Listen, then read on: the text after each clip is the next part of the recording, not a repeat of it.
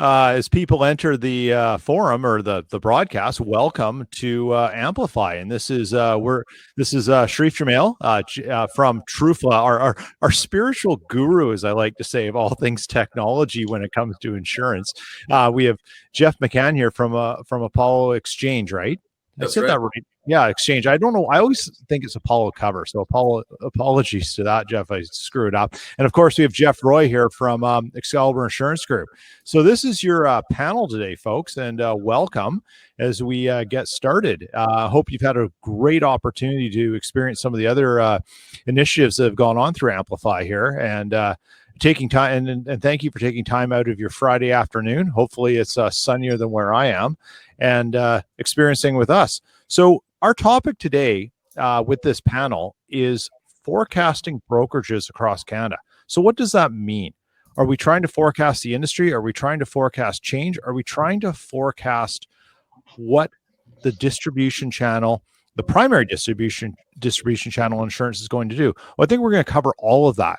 And I think we'll get this rolling with the latest and most pressing topic that's made sort of everyone in the insurance industry come together, and that's COVID-19.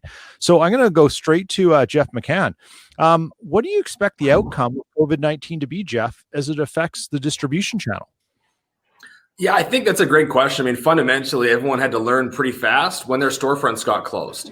And I think what would have been maybe a 5-year innovation life cycle for people to transition, more focus on their website, more focus on, digital engagement, whether that's video calls or just service via email, transitioning that to now your website's your front door. You don't have a storefront. And how do you basically transition that way?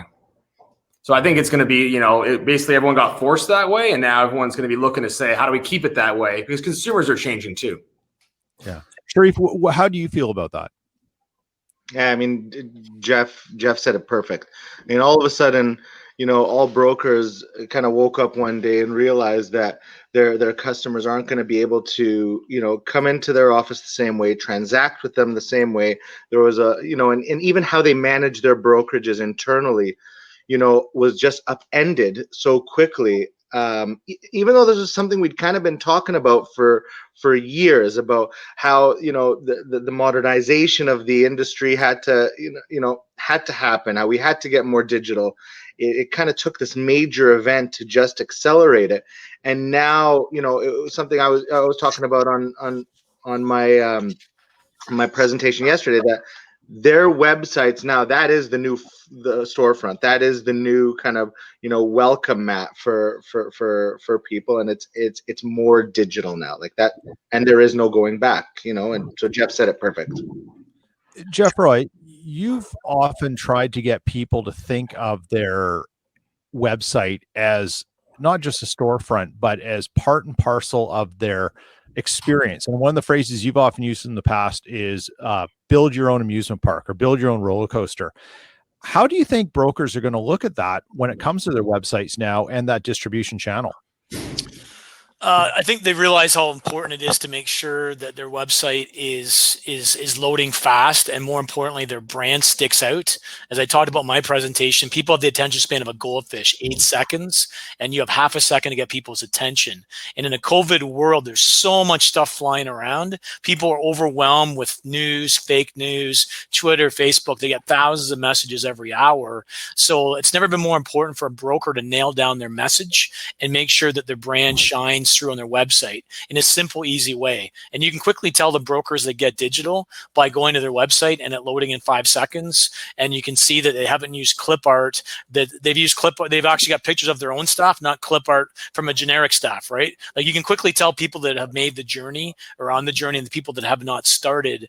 And, as we talked about quickly earlier, this COVID has accelerated trends that had started 5, 6, 7 years ago. But instead of having 5 years to do things, you're forced to do them in months, days. And, it just forced brokers to really look at the customer experience and the user experience and figure out, hey, if I can't come into the storefront, as Jeff mentioned and Sherif, what is my journey like? What is my experience like? And actually look at themselves in the basically from the viewpoint of the consumer. So a huge shift. And, a lot, Sherif, myself, Jeff have been relatively ready for it. But even us, like I didn't have a COVID page on my website. I had to put a page up in no time on the fly of articles my clients needed to read. I had to tell if we were open or not opened. We had to adapt our own website, even with our experience, to COVID, and we find a way to do it. Like, I think necessity is the mother of invention, right? This thing forced us to think and act quickly, and Sherif's team did a great presentation about how they'd never communicated better. So it's forced us to develop a loop to communicate, and instead of doing things weekly or monthly, we're doing it daily by the minute. So it's just really made us hyper-focused, or the ones that realized hyper-focused to respond to the client. So you talk about digital journey, and I think that's one thing that we're going to see in the distribution channel through brokers is there were some who could pivot and adapt their digital experience, and then there were others who really were exposed because they hadn't even started the journey. Where should brokers go to choose and implement technology solutions? What are the first steps? And Sherif, you probably have a lot of insight on that because of what you do, what you've built, and where you started. How do you feel? What do you think brokers should know about that as they take those first digital steps?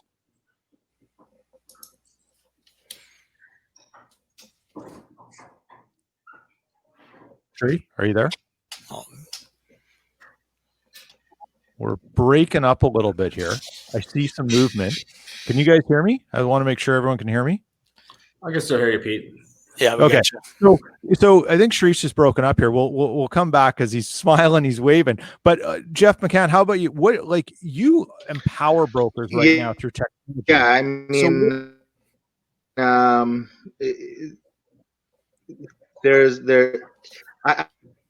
I would say brokers need to look internally first. Getting some breakout. Yeah. Sorry, am I cutting out? Yeah. I'll just jump in while Sherif kind of works on his mic there. So I think one of the first things that gets overlooked in that question is, what's your process internally for making those decisions and evaluating the tech? Our job at Apollo is to empower brokers, help them try and, power their website with quote bind issue products, as well as we have our broker portal. But even before that, whether they're evaluating a CRM system, quote bind issue, do you use Zoom or Microsoft Teams? I think one thing that gets overlooked is, what's the process for the management team to say, how are we going to make this decision? And then who's going to be on that? Because oftentimes it might be the president, maybe it's a couple senior managers, and there's no users in the working group. There's no, what's the lowest level staff person who's going to really be the one using this 90% of the time? Let's talk to that person about the tool. Let's get them in the group. Let's get them, as part of this decision-making process. And it's also important that, because that's going to establish a feedback loop. If you go live with something and 2 weeks into COVID, you're like, hey, this software just keeps cutting out, it's not working, we should switch to Zoom. You have to be able to fail fast, like we talk about and everything else, jump onto a different platform, and then just run fast on that platform. And I think that's where the old school mentality of, no, we're going to double down, we're going to put a strategic plan in place and all that. In a COVID world, you can't do that. You got to get 3-4 people together. You got to say, we're going to try Zoom for a week. If it works, we'll keep doing it. And we're going to meet on Friday and talk about it. If it doesn't work on Friday, we're going to say, great, next week is Microsoft Teams or it's something else. And I think that's where when companies are looking at technology, whether it's quote bind issue or just, hey, who's the vendor, what's CRM, whatever, what's the process to make that decision? What's the process to get yourselves out of that decision? And what's the feedback loop with the main users who are actually going to be there on the ground level using that 90% of the time? Because they're the ones that are frustrated, right? They're the ones that are going to, may have a worse day. The president's never going to use that tool. They're going to decide and implement and move on. So I think that decision-making framework is the most important first step. Jeff Roy, you have often used the term that we've come through COVID and it's been the stress test for our business. And Jeff McCann, the point of the end user, the one who's got to use this technology, interact with the consumers, interact with the back office, and any carrier partners in this. So to you, Jeff Roy, how do you help someone understand what they should prepare for in a stress test, and what kind of things on the ground level do insurance brokers need to think about when it comes to serving clients and conducting business? I think the biggest thing is that the stress test this stress test nobody had thought of. Like, it's like everybody's enacting their disaster plan across Canada and across the world.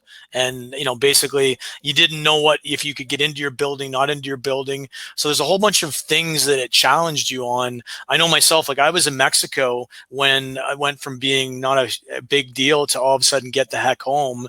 And we were working on a plan from day, right. We were started earlier, but we had to accelerate things, and we never anticipated the doors being shut and insurance not being an essential service. So there's things that happen that you could not foresee. And it isn't, you can have all the best plans in the world, but until you apply stress tests to your business, you either get a pass or a fail, and you have to be able to pivot and adjust. And in our situation, our phone systems didn't stand up to what it should have. We had an old a Toshiba phone system, which I've got here, that wasn't VoIP, and we did have some VoIP lines. And one of my decision things is, do I scale VoIP and make all my people go home, plus learn a new phone system on the fly when they're adjusting being at home? So we were able to buy a soft phone that kind of filled the gap, and people use their cell phones, but that was a fail for us. And we're currently looking at Crew.io. It's an awesome phone system. It integrates. We're about to probably go live with it over the next few months, or sooner if we have to, because of COVID, because of the second wave hits. That's an example. The other thing is, when you work at home, you don't think about security, and cyber really became top of mind during this. I don't think brokers really looked at cyber as well as they should have. And I realized some of my staff are using computers at home. I don't know what kind of virus checking they've got. So if they go to one of those COVID maps with a keyword logger, somebody hacks into it and takes it, all of a sudden they're into my system and I've got a hack. So I had to spend a bunch of money on security, had to expand their VPNs. There's a lot of little things that I would never have thought of without pulling the plug. And actually, I look back, I would have said, hey, I should have made everybody work from home a day or two before this hit. I would totally do that and test it. I didn't have a lot of people working from home. We're at the adage that people work better in the office, but now we've had to force to learn how to get people to work at home and have a culture, which is great. So that's accelerated that. So I think, COVID has made us stress test a number of areas. And, right now, a lot of brokers didn't have e-sign, and some brokers in rural Ontario have terrible internet. So they may want to work from home, but if you can't get your VoIP phone to work or your cloud to work, there's serious problems. So COVID has just really exposed a lot of things. And as opposed to being negative, we looked at it as, we need to train better and improve. I know hiring people right now, we've never hired people virtually and trained them virtually. So we're building a training regiment right now so we can train anybody virtually. We always train people inside. We never envisioned a time where I couldn't bring you into the office for at least a couple of weeks and onboard you, culturally do it. Now we're building that. So the good thing is the stress tests that failed and the brokers that acted fast, like Jeff said, and we try and act really quickly. When we acknowledge that we're not as good or world class, we drop everything to fix it. And we look at, what is the one thing you can spend money on as a broker that will have the biggest impact in your organization, and you work on that and you continue to work. And you may have to work on three things. Like, we have a number of the balls in the air right now, but we're moving the ball down the field and getting better. And I feel that over the next couple of months, we're going to be so much better than we were before. And thank God we had we had a good digital base to begin with. I look at people that weren't digital and their producers have to go meet people belly to belly, face to face. How are they going to generate leads? Business is being canceled. You're losing stuff off the books, but you have no ability to bring it back in the door. That's a very difficult thing. So that's does that answer your questions, Pete? Oh yeah, I mean that's a classic Jeff Roy answer. There's 60 things in there. Now we got to start unpacking them. So that kind of leads me into the idea of brokers. We think about risk for our customers. We look at their businesses and we try to help them manage risk. Look at perils. Look at potential loss areas and stuff. But now we've had to do it to ourselves. And I'm a .com veteran from the late 90s and 2000s. I lived through that pain and suffering, the highs, the lows of it all. And one of the things that I think we all realized really quick is back then we were still trying to sell stuff, and we were doing it on dial-up modems in some cases.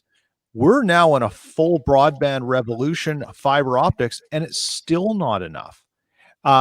It speaks to the base level of what we need to operate our businesses. And that I would call sort of the digital toolbox. So Jeff McCann, you're working with APIs, you're developing software interfaces and stuff. You're sort of you're the intermediary between brokers and companies. But if you're a broker and you haven't really looked at a digital journey, what should be in your toolbox, and what kind of tech support should you think about implementing internally, either with HR or with partnering? What guidance can you give brokers on that? Yeah, that's a great question. And that's where, we've talked about this for the last few years around, my toolbox, and I can just share what we use at Apollo and really what we've built this company off of. I mean, we're very fortunate that, we're only about a year and a half old in terms of we went live, 13 months ago. And so a very young company. And so we haven't had the legacy systems, but I mean, on day one, Slack, right? It's internal messaging tool. And so now our inboxes for email is entirely external. All of our internal messaging is Slack. That way you don't have some email thread that 10 people are CC'd on. You don't have the subject line email that's 5 words back and forth across the business. And now you're getting 300 emails a day because you're using you can't turn around to the person next to you at the office. All that internal communication we use Slack for. And that way our inbox is all external facing. I still get 150 emails a day, but at least I'm not on all these threads that are internal, just like FYI stuff. And it allows you in Slack to have direct messages to an individual, or we have groups. So we have groups by theme around whether it's our marketing, our technology, different aspects. So that's a number one. That's a really important one, is what's your internal messaging? Jeff Roy talked about it in COVID. How are you going to have this osmosis in this company culture if people don't have any way to know like what's going on in that small talk and that kind of chit chat? So that was a big one. We've always been on Zoom. We do a huddle. We do Monday meetings with the entire team. We used to do a daily stand-up, which is like 10 a.m., 15 minutes. What's everyone working on today? And it's a great way for that osmosis kind of conversation. Oh, yeah, that's right. I forgot. I owe you that thing. Or no, actually, we haven't heard back from the insurance company on that spec or whatever. And so it's a great way for just people to hear and overhear conversations that they might not be part of, because when you're not in the office, you can't just overhear stuff, right? So that osmosis and that knowledge transfer, doing that daily, just quick, those meetings. So that was on Zoom, Slack for internal. We run a lot off HubSpot, which is our CRM and our marketing automation. And so you'll notice I'm not talking about a BMS and that. I know BMS is pretty fundamental, but these intercommunication tools, these types of things have been really fundamental for us. So Slack, HubSpot, and Zoom, really big platforms. The other one's Adobe Pro. So Adobe Pro allows you to edit PDFs. You can digitally sign PDFs. Like, we don't own a printer, and I refuse to buy one because it's like, if you can't e-sign it or digitally sign it, you're doing something wrong. And so that allows you to, if you make a mistake on a PDF, you need to move some pages around. Adobe Pro, we have licenses for everyone on the team. That's a really big one because, with the world we live in insurance, it's just PDFs everywhere, right? So, and not to mention dealing with the banks or somebody else.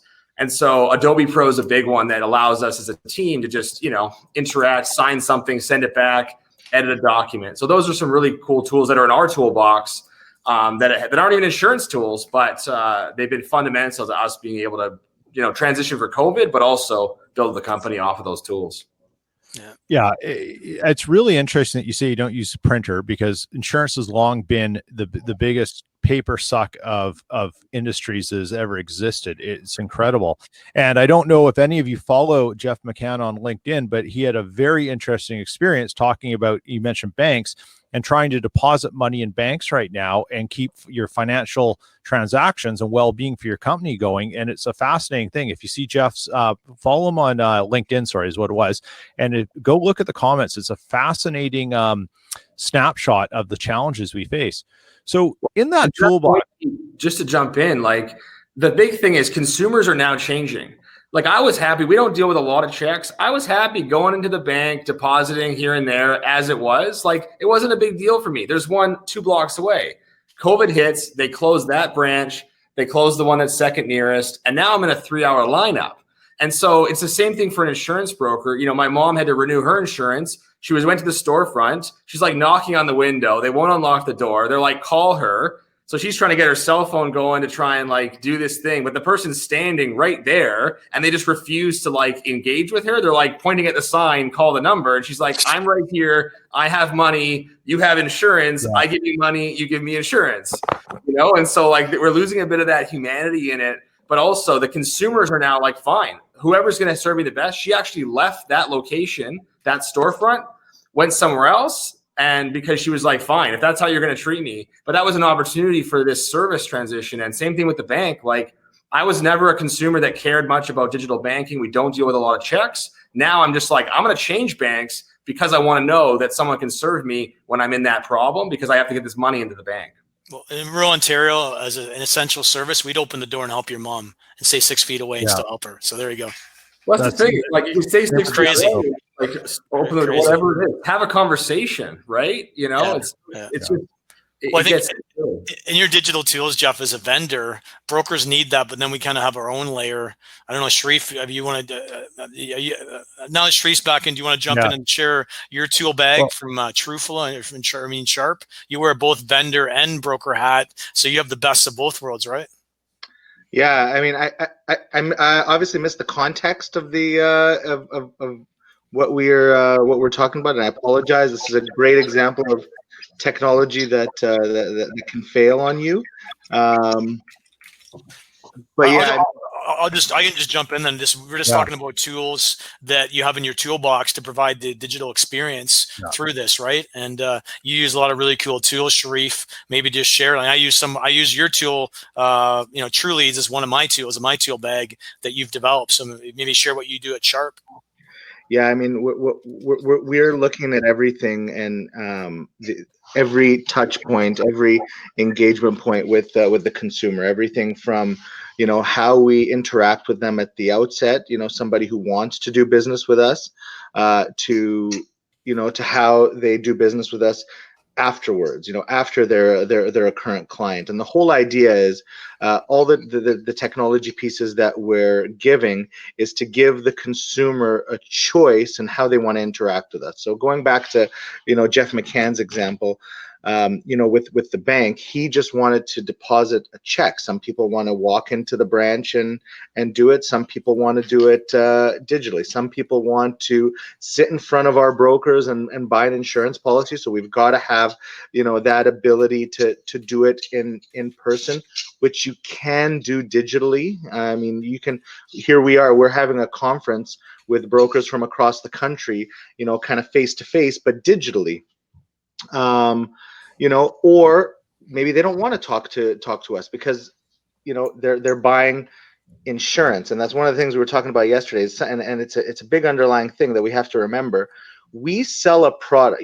Jeff was frustrated with his experience, and he was dealing with money. We sell a product that nobody really wants to buy. Nobody's really that excited to buy insurance. Nobody, is like, oh man, today's a great day. I'm gonna shop my insurance today. It's, I'm out there. So they may not want to talk to you because they're already annoyed at the grudge purchase that they have to buy. But they still need to complete that purchase or service with you in some way, so it's just really having all the right tools to interact with them how they want to be interacted. And that's what we need to remember is it's serving the customer how they want to, and digital is one of those ways, and that's the one that's kind of on the uptick. Sherif, thanks for that, and I'm glad you're able to get back in. One of the things, Jeff McCann, that you brought up was the culture and how you've managed with this change to employ and develop a digital culture. And that was happening even before COVID-19. And Jeff Roy, you've been almost like a culture warrior in terms of what you were trying to deliver to your customers and their customer experience. Now that we've changed and we're not sure how far the change will stay and what will revert back, how are we going to manage implementing a digital culture and maintaining it in our offices and with our teams, as well as bringing our customers into it now? I'll go to you, Jeff Roy. Well, I think the biggest thing right now is like a lot of us already have a digital culture in place. Like we've got processes and stuff right now where lead comes in. I shared in my presentation this morning how we take a stranger to a raving fan and the process and steps. And our salespeople use certain tools in terms of scripting, digital signatures, video proposals to connect one-to-one. There's all those tools. So we've already got a lot of that stuff working. However, bringing the consumer in, one of the things is paperless, and I'll bring that up.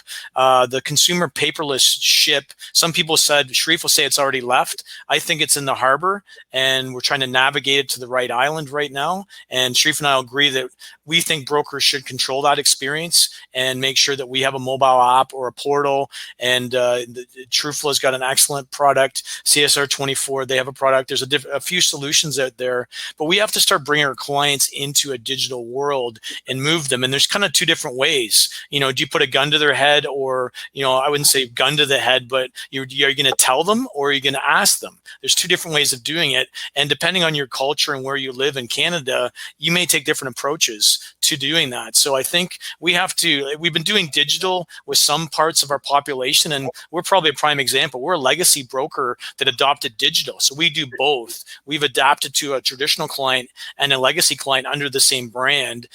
Jeff and Sherif are lucky because they've got younger cultures. I would suggest we're digital immigrants. They're digital, basically they were already there, right? They're digital pioneers. That was in their DNA, but we have a legacy thing, and we've got legacy clients. So we have to make sure we approach it a little bit differently than just pushing everybody over to digital. And I would guess Sherif is, most of his clients have went on the mobile app from day one, and he's done a very good job of educating them. We probably haven't done as good a job of pushing people to paperless. We've let them choose without actually showing how good paperless is. So I think in terms of where things are going back, you're going to have your digital tools. You're going to have more people working remote in your staff than you had before, but there's tools out there to manage it. And I think everybody get a crash course, or I guess a Red Bull course on how to manage your workers remotely and all the issues. And they got 5 years of data in 2 months with COVID. So everybody's a lot smarter with it, but I think that's probably a better way to explain it. That's a great answer, Jeff. And Sherif, I think one of the things we could ask you about is when you started, your sort of backstory is you just got really smart with SEO and you paid attention to something no one in the insurance channel of us legacy guys was really paying attention to. So now that they're catching up, are you finding you have to address people who are maybe have a legacy experience but are looking for a digital experience? And how do you navigate those two service realities?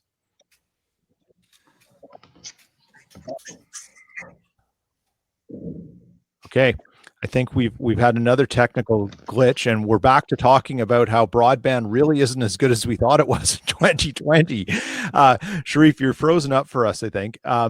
So we'll continue on. Jeff McCann, when you think about, you brought up something that's really interesting. You said you're not using a BMS in your office, and you obviously use a ton of tools, but I don't want to pick on BMS vendors, but they are a friction point in what we're trying to do in the migration to a digital experience. Where do you think brokers can pressure BMS vendors to be a little better to get upfront and in their client's face with the digital experience? That's a great question. I don't think that there's brokers that are going to be in a position to pressure the BMS vendors. I'll just put it there. I mean, I think if you look at a 5-10 year horizon, my view is that there won't be a BMS. You're going to have a CRM that's going to be API infrastructure and API ecosystem, and you're going to have a Salesforce or a HubSpot, and you're going to have tools embedded around that platform that are all integrated, very, very open source, very interchangeable. And you're going to have your live chat data and your email data. I mean, HubSpot automatically takes every email we send and files it to the company and the individual contact record. So we don't need drag and drop. We don't need to say, oh, it's amazing that a BMS has drag and drop. We're not dragging and dropping emails. Every document that's sent automatically gets saved to that contact record because that's where, CRMs are. So I don't think it's really going to be, I think the landscape will shift, but I think at the same time, the BMS vendors, I mean, they're innovating. They're acquiring companies to be able to enhance their offerings.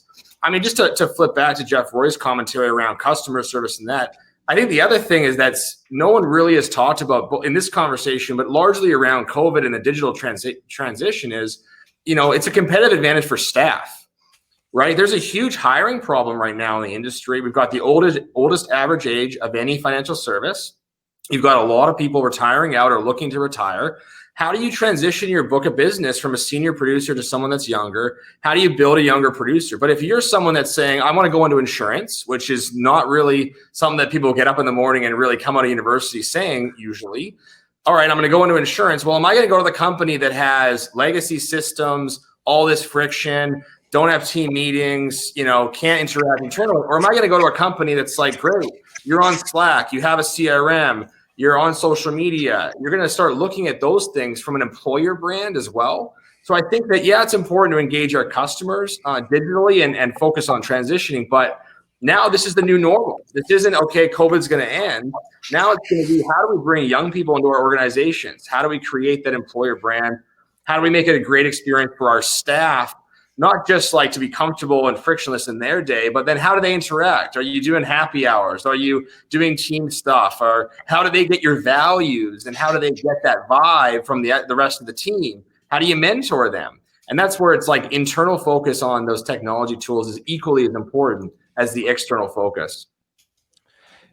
Jeff, you talked a little bit about the personal connection, the value proposition there. And I recently just put out a podcast with Tom Supers, the head of property and casualty for JD Power.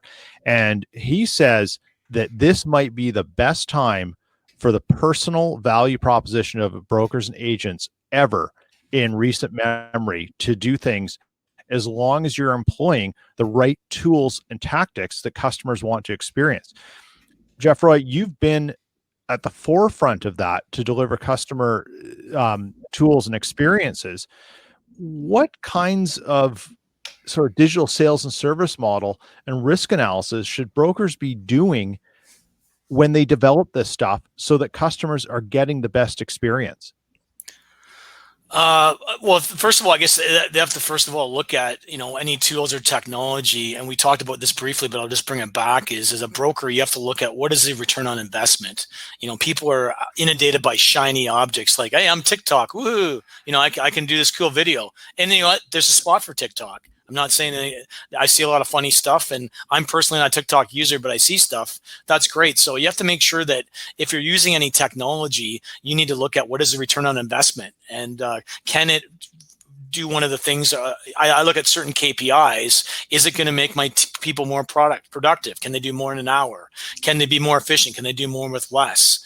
Is it a good experience for both my brokers and my clients? If it helps my clients a ton, but my brokers and my team is in a bad spot, that's not a good tool. So it's got to be a win-win solution. If it doesn't save you time or money is one of our Excalibur values, we're not interested. We put that right in our value statement when we redid it. So I think it's important that when you look at tech tools, you have to figure out, what they're doing and what you're hoping to get out of it. And then what you're going to have to do is, it's a minimum viable product. And we talked about that also.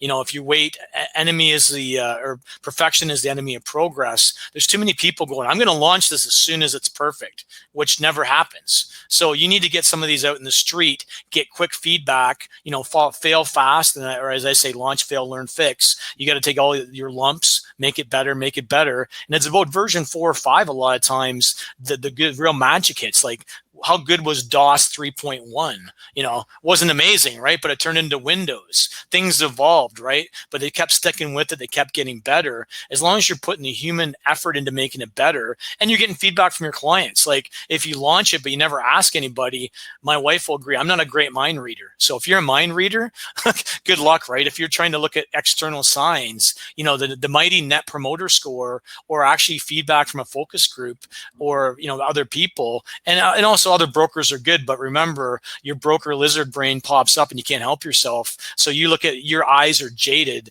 So I like hearing somebody that's not in insurance get their opinion. They're a lot more valuable than my peeps at that point. So I think it's a matter of, doing stuff, launching it. And then bottom line is your clients will tell you too. You're going to get people frustrated.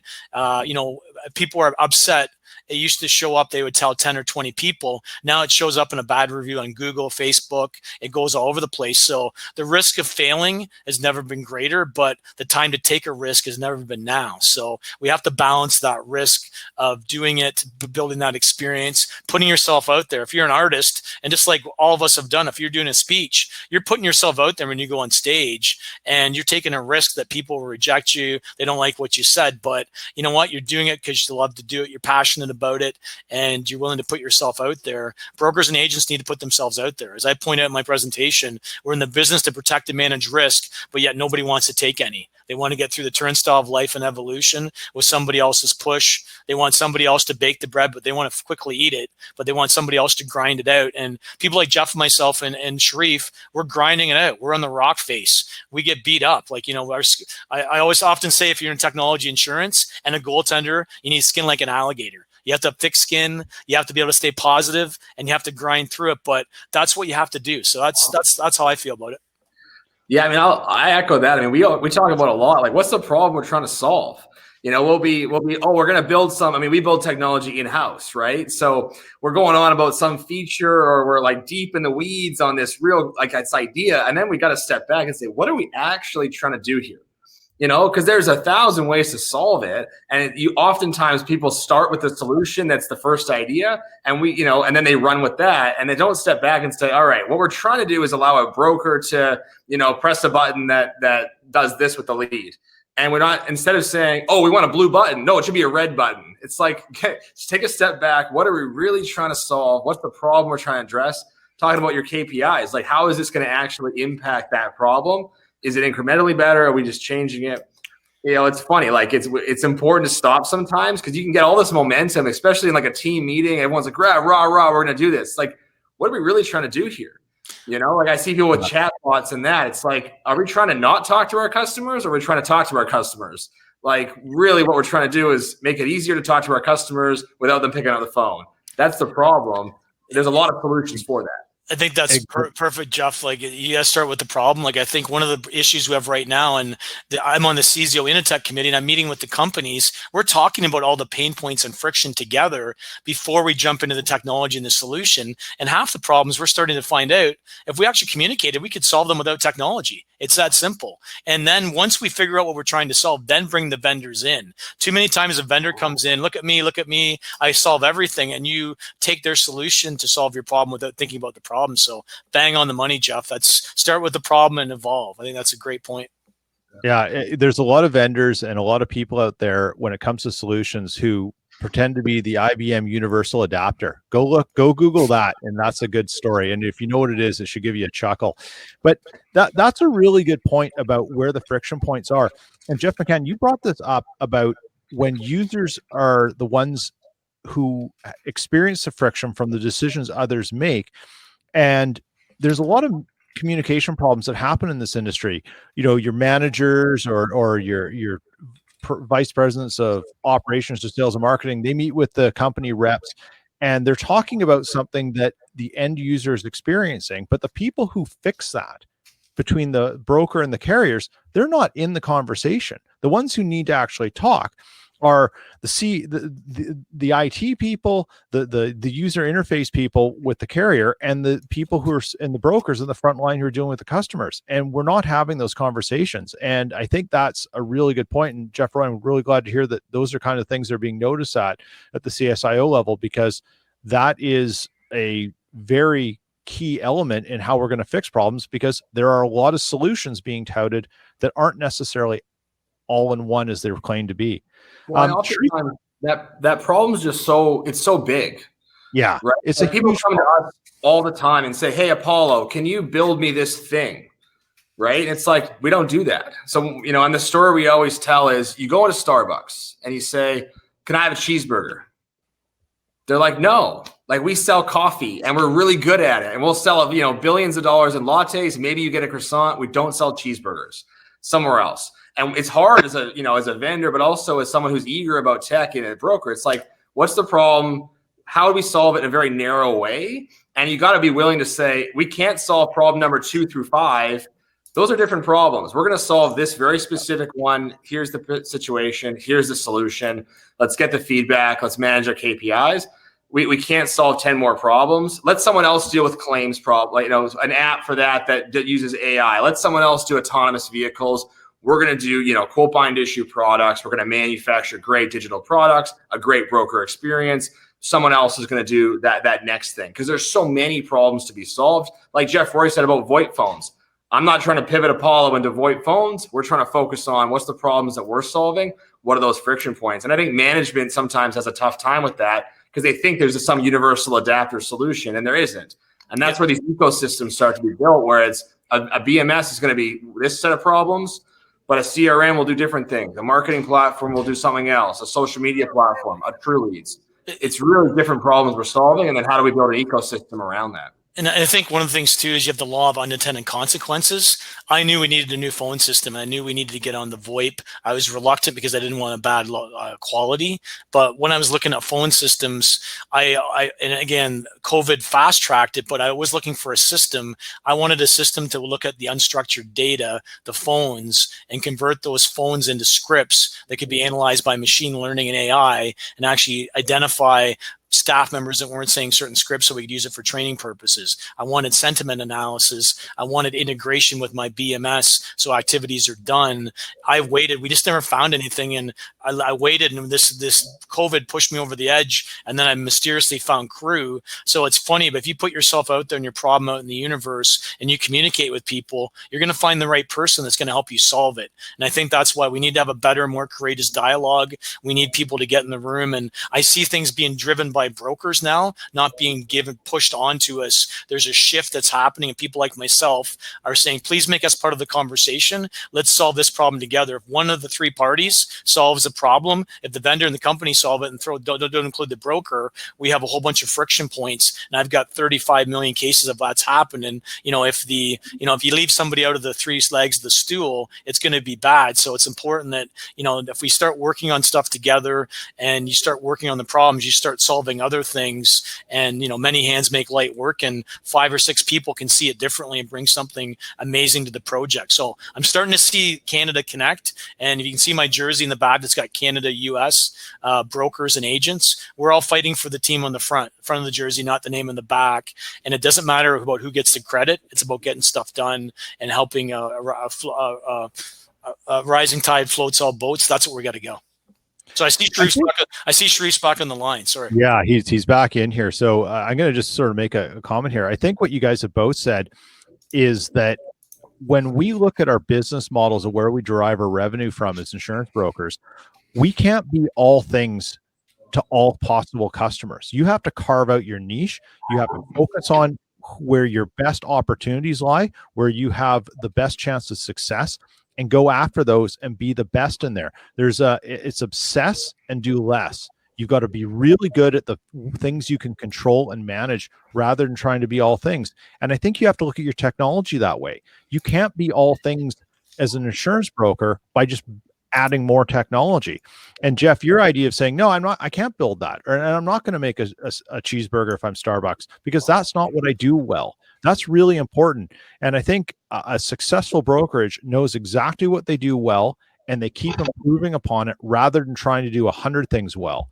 And that's the way insurance brokers need to look at a technology. Sherif, welcome back. You're on audio. Can you say something just to confirm you're there? I'm here if you guys can hear me. Great. Okay. So one of the things we talked about BMSs, we've talked about all sorts of interactivity between the different technology entities. How much effort should brokers put into understanding consumer behavior when it comes to marketing their new technology and services via technology? Sherif, you've been doing this forever. What are your thoughts there? It depends. I mean, I think the first step is to kind of look at their own behaviors, see how they're interacting with things in their own personal lives. How are they interacting with their bank, for example? How are they interacting when they're buying things right now? Are they leaning more towards Amazon? Are they still wanting to walk into a store and do things? I mean, typically, how they behave is a pretty good gauge on how the consumer wants to interact with them. And when it comes to the technology piece, I will say there really isn't a silver bullet. Like, there's no one thing that's going to solve all the problems. It comes down to trial and error. Jeff Roy is probably the king of that. You try something, see how it works, see how your client is engaging with it, and if it doesn't work, pivot. Try something else, see what does work, because what works in rural Ontario is going to be different than what works in Metro Vancouver. Will be different than what works in Halifax. Like, it's going to be a little bit different. So really understanding your area, and even if you're going beyond the area, it's you really start to get an understanding of what kind of clients are you're kind of attracting in and how they want to be dealt with digitally, and you pivot accordingly. But again, it really more comes down to how you execute using the tool. I'm going to use Apollo as a great example of this. You've got a tool that, it quotes, it binds, it issues, it does all this, it does all this great stuff. But if the broker themselves don't even know how to interact with the tool, or don't understand the idea that you still have to, just because you put a tool on a website, it's not Field of Dreams. You don't build it and they'll come. You put a tool on the website to do something. You still have to bring people to the website to get them to use it, and actually executing with the technology properly. That, I think, is more important than doing any kind of a survey, or trying to do research on how the consumer wants to be interacted with. If that makes any sense. It absolutely does, Sherif. And I think it's interesting you make the Field of Dreams reference, because a friend of mine and a guest on the podcast, she said, if you build it, they will come, does not work in marketing. And Jeff, you once said to me on Twitter, if you don't build it, they will never come. And it's finding the squeeze point between those two, of where your interactivity between being innovative and trying new things, and then supporting it, marking it, intersect. And I think that's really hard for people, because it's two different skill sets, and you've got to really look at what's in your business to achieve this, and who are you going to partner with. You've got to do a risk analysis on your partners when you go into this, as much as anything. You got to make sure they're aligned with what you want to do, and can see where your pain points are. Not every broker is going to need the same technology partner in this, or the exact same technology. That's just one of the issues we have with the companies. Like we say, where are you competitive? We don't know. Well, show me some data. Oh, we don't have any data. Well, you got you're buying all the quotes I did last month. If you have your own API, you're buying them off Applied Systems. You're paying them money to get all the data. You know exactly what's going on. How do you share that back to me in an intelligent format? There's just, I think the conversation, there's a gap between marketing and sales. There always has. If you look at Salesforce and Uber Flip's another example of a company that the marketing and sales don't necessarily communicate well enough. What is your ideal client? And just because you got a lead doesn't mean it's a good lead. How are you lead scoring it? We lead score stuff somewhat. We're going to have a more intricate thing, but what is the definition of a good client? And I unfortunately, marketing and sales don't talk well enough. And then sales can't communicate with the insurance company, because even though we write what their actuaries want, if our loss ratios suck, it's our fault. But yet we did what the actuaries wanted, and we're supposed to have this superpower with no technology or tools to do a better job. So there's a whole different level of data and conversation that needs to happen. And my last point is, you say build it, they will come. If you don't build it, they will leave. So we got to remember that we have a bunch of really good clients on the books, and retaining clients, it's a lot cheaper to retain a client than to get a new one. So if we don't continue to evolve the experience, we're going to lose them. So. And we looked at that a lot when we built our technology. I mean, I was a broker for almost 10 years, so I kind of built a tool that I wanted to use. So having that benefit of it, and we both power broker websites, but we get more revenue from our broker portal, where we call it bricks and clicks. Brokers are out there, they're meeting people, they're engaging, and then they're placing things where they're initiating the applications, or they're following up on leads and placing them where the broker is still very, very involved, because consumer behavior isn't there yet. The consumers aren't jumping off every morning and saying, I'm only buying online. It's a transition still. Maybe COVID's accelerating that, but we really built our tool to be sort of broker first, that bricks and clicks, it's their relationship, it's their sales process. And then as buyers want to change, it's omni-channel. They can self-serve should they choose. They can go to their broker should they choose. But it's really that omni-channel, buy from us however you want to buy from us. Because, like if you just by putting it on the website, my dad always jokes around about fishing gear. It's like you can go buy the best fishing gear, the best golf clubs. You're not going to be a better golfer. You're not catching more fish. You got to learn the craft. You have to apply yourself. You have to have that holistic behavior. And a lot of people don't take that. They're like, oh, I'm just going to buy the fanciest gear. And then they're not doing that next step, which is applying it, which is practicing the craft. And it's a very different thing. So it's a funny thing when you Yeah. buy that kind of tool. Buying $100,000 car doesn't make you a better driver. Jeff, the point you just made, goes back to what I was saying about kind of execution and using the tool, and you kind of validated there when you said you're getting more response from brokers that are using the tool internally, right?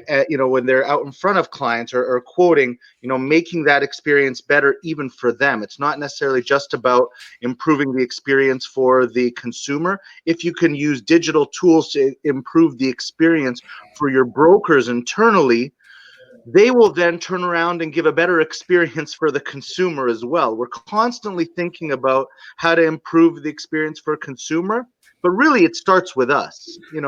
It's the tools and how we use it, and then you go out. If you're digital on the outside, but you're not internally, you're going to fail. Like it doesn't. Absolutely. You can have the best website, the best marketing, the best social media. And then if you send someone a PDF application and it takes you 3 weeks to get them a quote, then that's still, you can never fulfill your service promise and your brand promise whereas if you meet someone, they engage with you on social, they fill out a contact us form, whatever, and you say, great, I'm going to get you on the phone. And you're thinking, I think small business, think Apollo. You go on the portal. Here's your quote right in front of you. Do you want to bind it? Done. Here's your policy. Not here's a binder, not follow up, not send me a check, not mail you an invoice, it's like that, all that back and forth in that weeks and weeks. Because a lot of people, and Sherif, you said it best, no one gets excited about their insurance purchase. They want it done. Yeah. Right. And so it's like, yeah, you want it to be the right coverage, the expertise, but you want it done. And so that's where we serve that broker. And if the broker's day is easier and it takes them 5 minutes, not weeks, hard market, waiting for underwriters to get back, underwriters trying to triage their quote inboxes. If you just say, here's your quote right there on the phone, do you want to buy this right now? That's a way different experience for the client, way different experience for the broker trying to sell and close that business versus the competing broker who says, yeah, I'll get back to you in 3 weeks. Yeah. And that's fundamentally where the experience can change without even having a self-serve option, but just by powering the broker with a tool like ours or just that internal focus of technology solutions. Yeah, Jeff, you can totally tell you were a broker because you just said, do you want to buy that right now? Like, hey, the sales. Come on.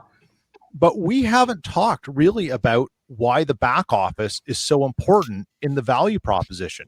Because if your team is spending time doing back office functions that have almost no value, how are they supposed to deliver excellent and customer converting customer service?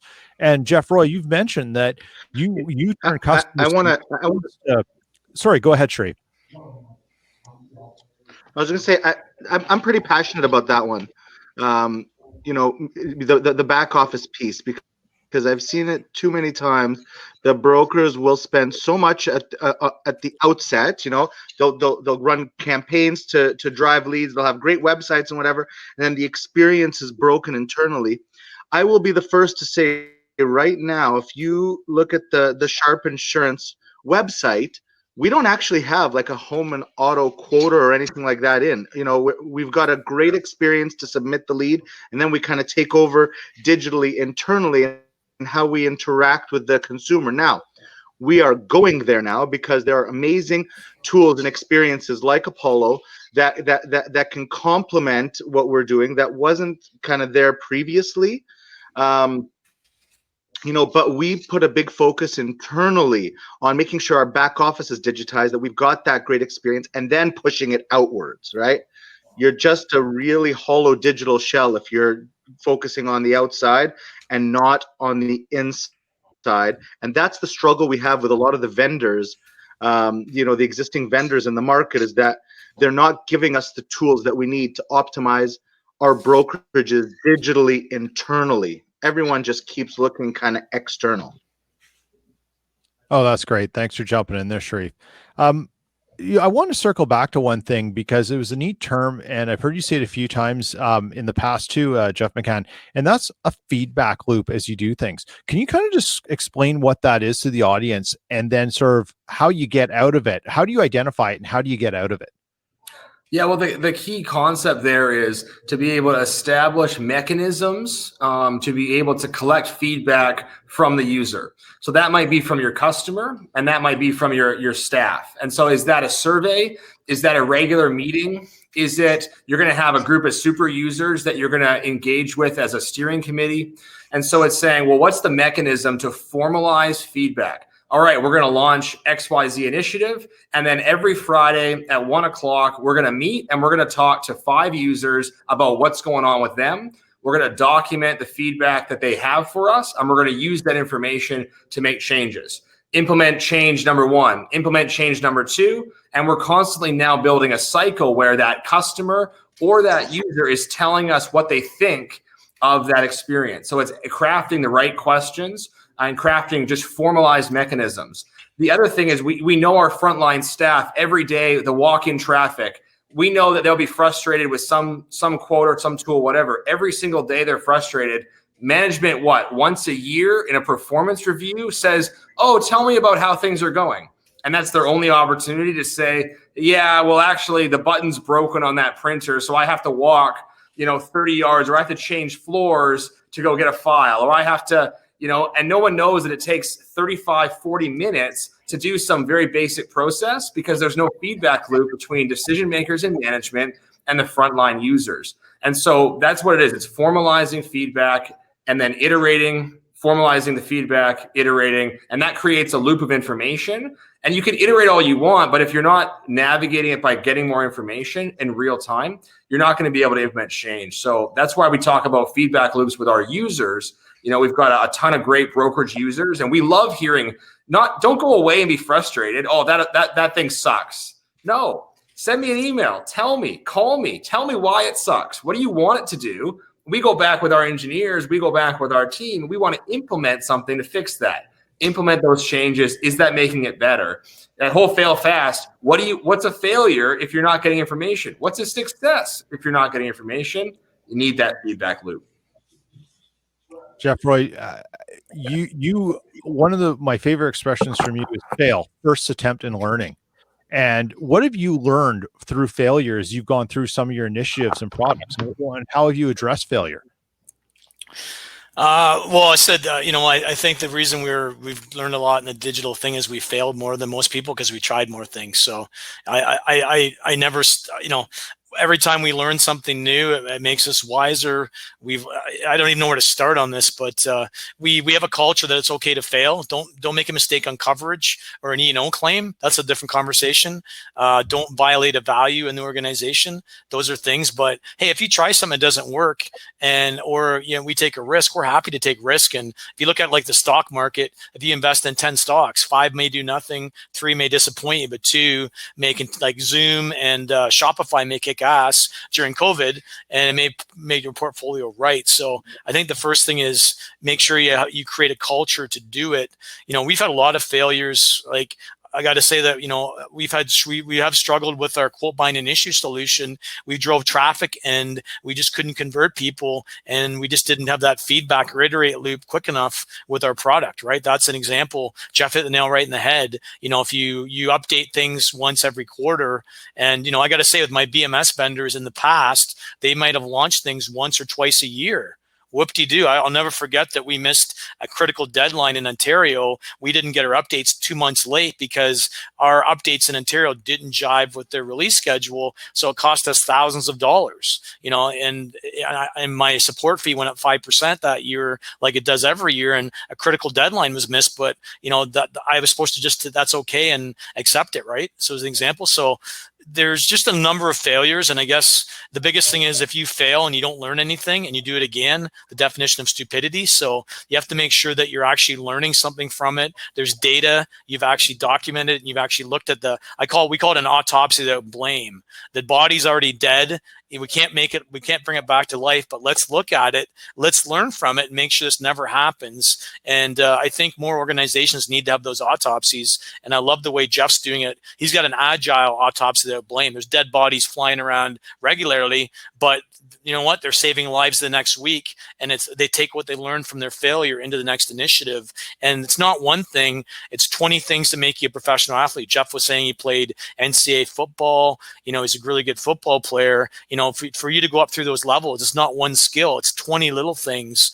And every time we learn new things, like, damn, I didn't know that. And if I wish I'd have known that 5 years earlier, but I take that forward with me, and you start accumulating enough of those nuggets as an owner and as a broker and as an owner, that adds up over time. And you can't get that nugget and that wisdom without actually getting your hands dirty. You can't learn to swim on the shore, right? I like that. That's a great answer. Sherif, do you have any thoughts about failure and what brokers can do to manage it and sort of overcome it and be better? Well, I will say that guys like Jeff Roy, you know, myself, even Jeff McCann, you know, when he was saying about, you know, kind of failing fast and iterating, a lot of brokers have the luxury now that we didn't have back then, where there weren't a lot of brokers that had failed and tested. So we were kind of those guinea pigs. You have the luxury of asking now. Like there's a lot of brokers in the market that have been there, that have done that in a lot of different ways. Reach out to them. I mean, brokers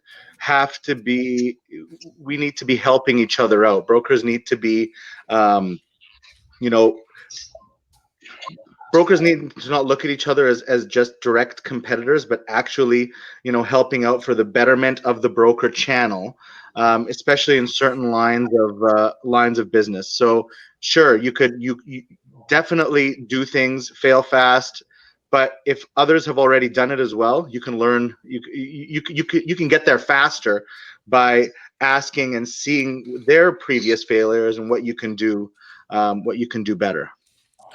Okay, that's good stuff. And we've got a few questions here. So let's go around and take turns answering them. This one's from Marco, and he's asking us to put on the crystal ball. So gentlemen, what kind of insurance product evolution do you see coming down the pipeline as a direct result of COVID-19? And we'll start with Jeff McCann. You know, I went through a whole session on this just yesterday, and happy to share the thoughts. I think cyber liability, number one, is going to be a big time product. I think renters insurance is going to be a big time product because you have a young generation who now is kind of wiped out, losing their jobs because of COVID, not going to be able to afford homeowners, and you're going to have more corporate landlords. It's going to expand that market. I think this summer, tent trailer and pleasure craft is going to be huge. You can't go to Mexico. You can't go to Palm Springs. You can't go to Europe. You're going to be out in the boat. Or you're going to be out camping with the family. So those are a few that I featured in my session yesterday that I think are going to be products that we're really bullish on that'll expand. Not really new product or innovating, but I think there's going to be expansion in those segments. Jeff, what do you think? I think Jeff just read my mind. I agree 100%. Big on cyber, big on renters, big on pleasure. That's a short-term trend. It'll be interesting to see if somebody figures out COVID business interruption. And you're not going to see it now, but what'll happen is as soon as COVID-19 is done, then they'll come out with a product. The only thing is we had avian flu coverage. We went through this on the farm side and we worked hard to get a product, and we got a product and we went and offered it. And the farmer said, it's too much money. It's never going to happen again. So I suspect if a product does come out, the pricing of it will be so high based on their exposure that people won't buy it. But I think somebody's going to come out with a COVID business interruption product. And again, in some states, it may be mandatory, regulated, the wordings. There's a lot of lawsuits flying around. So I see some of that stuff happening. I think the other thing that's going to be interesting is what's going to happen to building landlords for space, because is the demand going to go down, or are we going to shift back now that people realize they can work from home? I see the realty industry is already difficult right now. It's going to be interesting to see what happens in that marketplace. Yeah, all we need is more pressure in residential realty. Sherif, what are your thoughts on evolution of products? So I think I'm going to take a little bit of a longer term approach. I think there's going to be three things that are going to be looked at. One, from an auto perspective, I think this is going to be a catalyst for a pay by the mile service, because now I think there's going to be changes in driving behaviors that is closely tied to the second product change, which is the commercial product change. I mean, everyone just kind of woke up and realized that they can operate in a digital environment. They can operate from home, and I think we're going to see a lot more companies that are going hybrid. People working from home and people working from the office. So there might be a change in the commercial product, because now your people are not just in the office. They're now at home. And is there going to be certain extensions of coverage? And the third one will be the home product, because now you are seeing more people working from home. It's not just a home business extension. Your business, you are now just working from home. So there may be a change on that. Whether that, I'm not. We're not carriers or anything, so I don't know. But I kind of see that this could be a catalyst for fundamental changes on those kind of three main products. I think one of the things that we forget about a little bit with coverage and evolution is there's a point in time where no one said you could insure flood and overland water. Now it exists. And it's a matter of how do you learn from the data so you can underwrite it properly.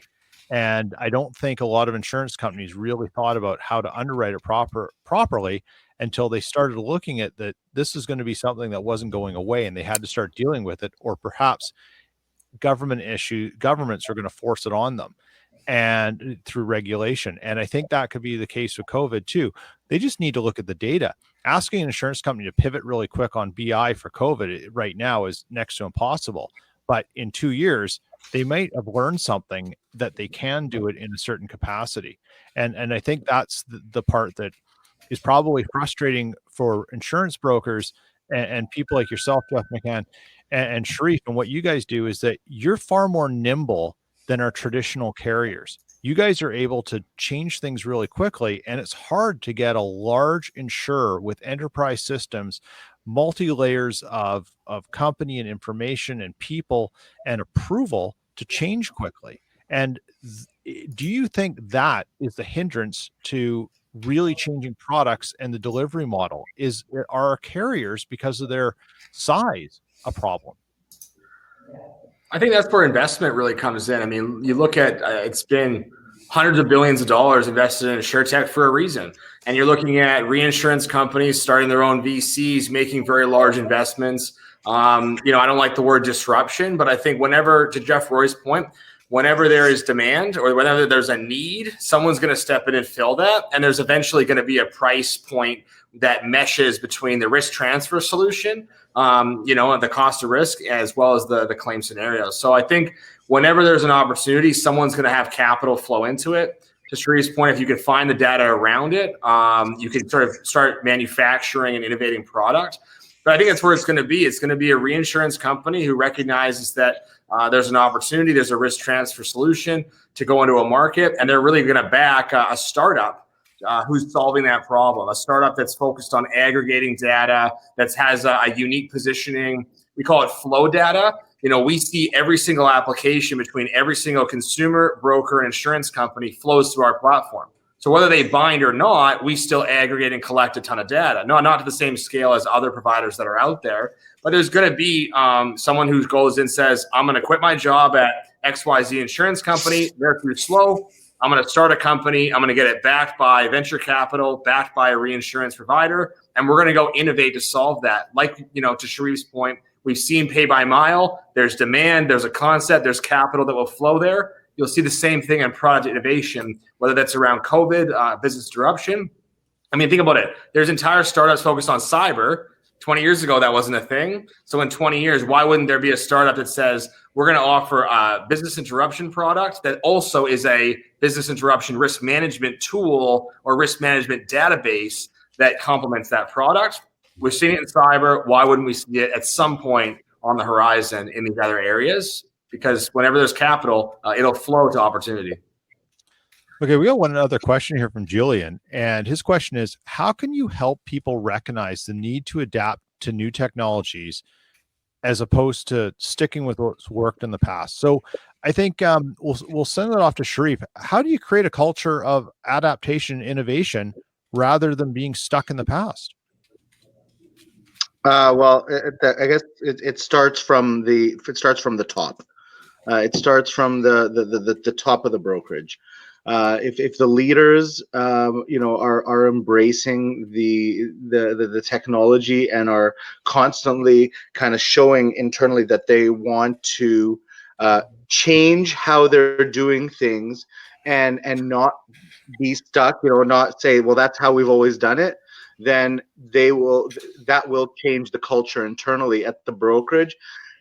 And that technology will start to that that digital change will start to resonate internally. I mean, you look at Jeff Roy, not just an industry leader, but certainly the guy who's the rah guy at the brokerage that's saying, yeah, we need to digitize, we need to be at the forefront, and it just kind of propagates through the brokerage. So it's got to start at the top. Jeff, Roy, do you have some thoughts on that? I agree. It does have to be top down driven. Again, sometimes there's some great cultures and organizations where it is bottom driven up. Like you get a bunch of 22, 23-year-olds. We're at the point we need to hire some 23, 24-year-olds in Excalibur to get that next wave. And, when somebody's hired brand new, they bring such a freshness. They're not jaded by anything. They come in with open eyes. They don't have any preconceived notions. And you get so much good out of those people, from new ideas 2 or 3 months in, because they don't have any preconceived things, and some things that are so obvious that we didn't realize that we could solve with 3 clicks. They solve. So I think there is some stuff when you bring new people or new blood into organization. But when I talked about today in my presentation, you become the 6 people you hang with most, choose wisely, and make sure that you're networking in groups. We're fortunate enough to be part of the Canadian Broker Network as a new alliance we have. I'm in a number of other groups in Canada and the US, and I don't know where the idea is going to come from, but the chances are I've heard of it or seen it because one of my other people have seen it and they've shared it with me. So at least it's on my radar screen. I don't have to do anything about it, but it's really hard to implement something you've never heard of and it's not on your radar screen. And I've picked up a lot of stuff in the last 4 or 5 years. I've just been fortunate to kind of get in with some cool people the last 5 years that, I wish 20 years ago I'd met all these people and this kind of cool narrative was going on. But literally from about 2011 until now, I think it's been the coolest time in insurance history in Canada. I'm lucky enough to still be in the industry and be able to get a part of it. But it's just, there's no magic silver bullet or anything to do that, but you needs to meet around, you need to be learning. And again, I'm in Tech Canada, so I learn from other industries. A lot of the best ideas come outside our industry and get put into our industry. If you look at all the marketing like HubSpot, Marketo, Salesforce, all that stuff has really been implemented by other industries where we've just said, hey, why not insurance? Why not now? And we tend to be a little bit of a laggard, but insurance and insurtech's been pretty hot right now. So, that's how I feel about how things, it's kind of a back to Jeff, osmosis, innovation coming across a semi-permeable membrane. If we want to get into biology 101 about osmosis, right? But basically it just comes from all different sources. And if you've limited your sources, like if you limit how much light and sun your plant gets, you run into the same problem with your innovation. I just want to chime in there, Jeff. And one of the things I think you touched on there is the amount of associations and groups that you're involved in. And that's how we first met, because someone said, you need to get in touch with Jeff Roy. And I was amazed at how many touch points you were having through the industry and in different capacities. And it wasn't like it's your job to just be in these things. It was just a way of networking and hearing and gaining exposure. And I think that's something everyone should be doing in your culture, is bring something from the outside in and have some time to learn from the outside and network, and don't hoard your team in and think that they're going to run away from you. Because if you're empowering them to go out and do more and integrate and learn and bring it back in, they're not going to run, because you're going to be a difference maker. We have another question here. It's from Robin. And she asks, how do you balance changing your digital processes and managing flawed internal processes? I feel like I have to get my house in order internally before I can get busy on a digital or lead management initiative. Jeff McCann, do you have thoughts on that? Yeah, that's a good question. And it's something that we talk with brokers a lot about. It's like, they're like, hey, I'm in the tracks. I have to go and do 15 things before I get there. And a lot of times, that can make sense. I'll offer a KPI that probably no brokerage has, probably in North America. So here's a KPI that you can implement. What is the number of demos that your team is being exposed to? So to Jeff Roy's point, he's a part of a lot of tech groups, a lot of tech companies. He's getting exposed to ideas. How many demos is your team being exposed to? Not that because they're invited in by the president, but just like, oh, what is this Slack thing I hear about? What is this thing I'm hearing about from over there? It's just like, there's a reason why Instagram went viral, because people want to be early adopters. So if you're just creating a culture of learning, exposing to ideas, as you're on that roadmap, like getting your house in order, you're at least exposing yourself to new ideas. You're exposing yourself to, how can I use some of these tools to get my house in order today? And some of them are incremental. Like for us, like if you think about us as an MGA with a broker portal, and we can take you from going from, 4 weeks to place a piece of business, running around trying to get it, to 5 minutes, like you can do that tomorrow without having to reinvent your website, your lead flow management, your CRM. You don't have to reinvent the whole wheel to start saving 20 minutes here, 30 minutes there. But at scale across your organization, 10, 50, 1,000 employees, those 20, 30, 50 minutes, those can be implemented very easily. Same thing with Adobe Pro and some of these tools. So I look at it that way, that they're not mutually exclusive. You don't necessarily have to try and think of it as this massive project to be able to implement something on a small basis. Or maybe you just say, you know what, we're going to get 2 or 3 of our users. We're going to let the 20-year-olds use Slack between them, and then just get them set up on it. And then we're going to talk to them in a month and say, hey, how's that working for you? Right now they're doing it. It's not a humongous initiative. It's an early adopter thing. And then you establish a bit of a loose feedback loop. We're going to come back in a month and see, what do you guys think of that tool? And if they're like, I never used it once, there's your feedback. If they're like, yeah, we're doing all of our communication on this thing, or we're using it every single day, then that gives you the information to, again, you can start making those incremental changes without overhauling the organization. So the quote unquote, get your house in order. There are small things you can do that are relatively incremental, exposing yourself to ideas and adopting things at a very, very small, non-mandatory level. And if that tool goes viral in your office, it'll go viral on its own in a lot of ways, because you're going to have people sharing that, hey, just send that piece of business to Apollo, or hey, why aren't you on Slack? Just jump on it. Or hey, why don't we do a Zoom meeting instead of a phone call? All those types of little things will happen incrementally, and they'll happen almost like in a go viral type way as your team adopts them on their own. You don't have to force them into it to be able to sort of get that information and that knowledge. That's fantastic. So we're going to slowly wrap up here, and I'm just going to ask each of you, Jeff and Jeff, for closing comments, as Sherif's having a little bit of audio trouble again. So Jeff Roy, any final thoughts that you want to relay to the audience? No, I thought the discussion was great. And just to kind of jump in maybe on Robin's question, sometimes you got to burn the boats. You have to basically just say, listen, we're going to do it. I'll never forget when I took our organization paperless, probably in 2001. When I say paperless, we got rid of the filing cabinets. I taped and locked every filing cabinet, and I just about had a complete mutiny for 2 days. And then 30 days later, I was like, why weren't we doing this before? Why weren't we doing this before? So sometimes you got to be, it's like if you start CrossFit or do something really difficult, it's going to suck. And it's going to be brutal for 21 days, but then a light switch is going to go on and it's going to work. So that's where your resilience comes in. That's where you have to just show up, grind it out. And there's no easy path. Like there's not a steroid where we can take it and have big bulked up muscles and have abs of steel to do this.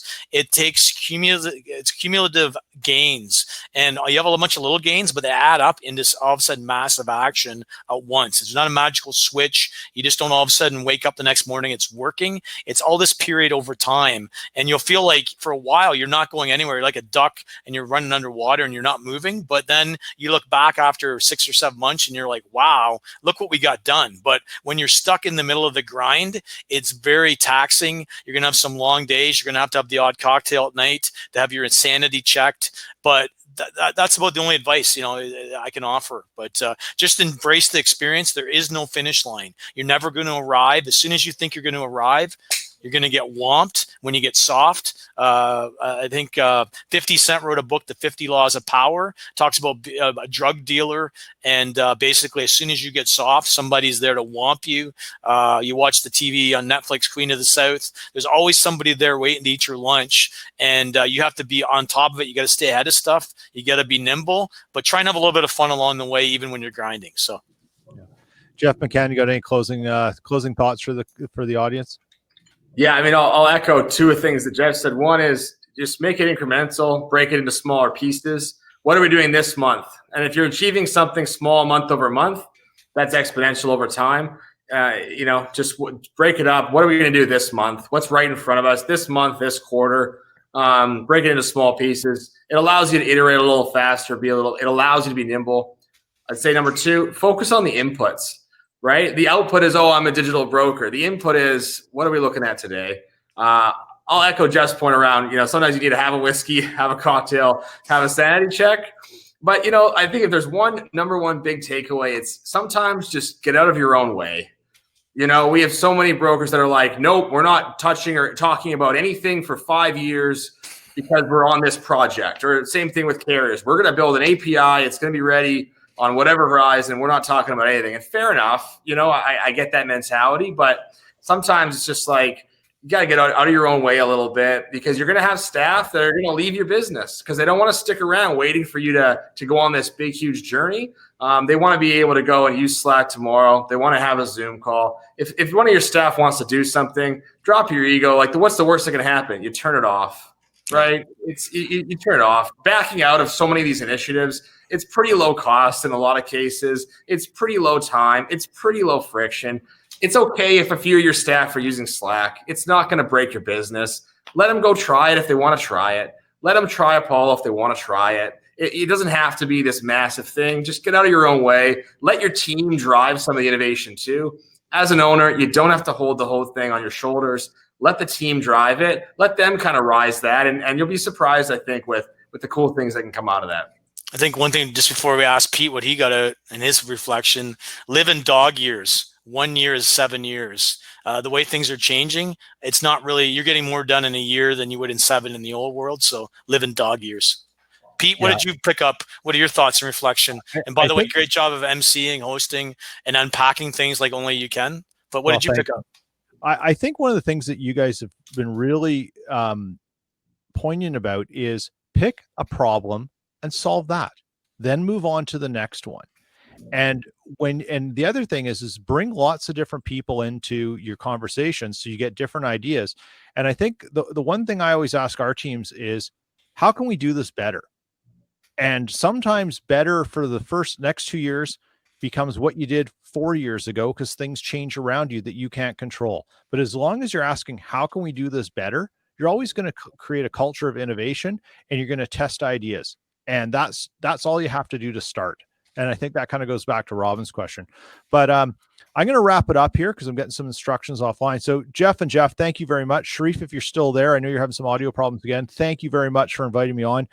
Chatting with you guys is maybe the easiest thing in the world to do, because you're so full of ideas and thoughts and a wealth of knowledge. So thanks everyone for tuning in. And I do want you to know that the recordings are going to be available next week, so you can come back, listen to some of these thoughts, hear our sweet, soothing voices as you gain more vast knowledge of the insurance world. So thanks again, everyone. Have a great weekend and be safe out there. Stay safe and healthy.